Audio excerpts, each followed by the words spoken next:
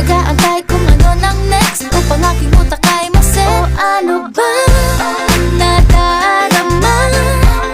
Huwag nang paligoy-ligoy-ligoy, paligoy-ligoy pa. Pwede ba? Huwag ka nang magrama.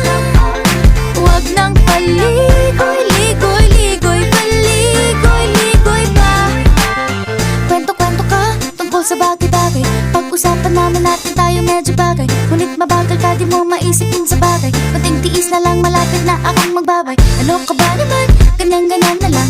Wala ka lang alam gawin kundi magparamdam. Hindi ko na alam, ano pa dapat ang iisipin ko o dapat ba na wag na lang. Tuwing gabi ka lang nagte-text, message ka walang effect.